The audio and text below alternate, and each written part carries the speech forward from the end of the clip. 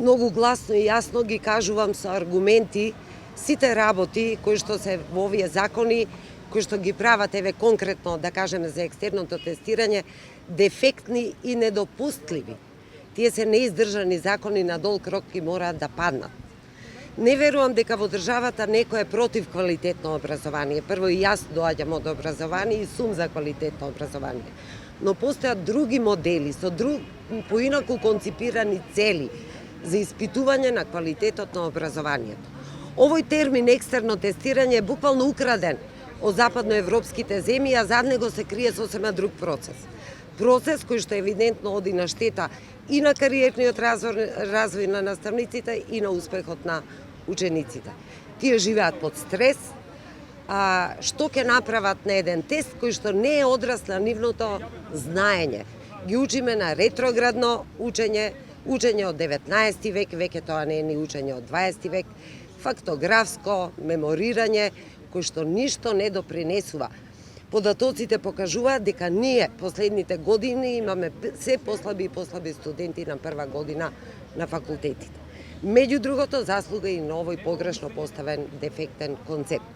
Час поскоро, Министерството треба да ги сослуша аргументите, треба да ги одложи одредбите на овој закон со цел да се создаде еден нормален концепт, еден модел, а такви постојат, безбројни, каде што стварно ќе се евалуира квалитетот, а не начинот на оценување. Водете сметка дури и основната цел да се испита начинот на оценување и таа не е валидна, и таа цел не се остварува всушност. Ние немаме дури ни слика како оценуваат наставниците. Околу законските измени, бидејќи тие предизвикаа бура од реакции и во собранието кога нели се носе, а и секако кај професорите, особено поради отказите кои што станаа. Тоа е недопустиво.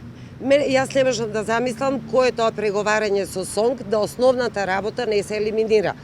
Тоа е да наставници не завршуваат поради еден погрешно поставен концепт, да не завршуваат на улица. Тоа дадов јас и амандман.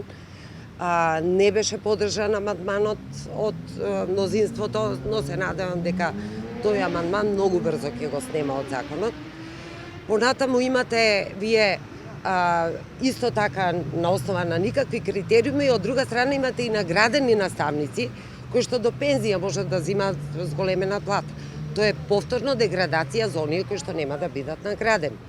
Значи, повторувам, не можете на основа на ваков еден систем нити да наградувате, нити да казнувате, а најмалку пак да одат на улица наставници, тоа верувајте е уникат во целото законодавство за образование во цел свет.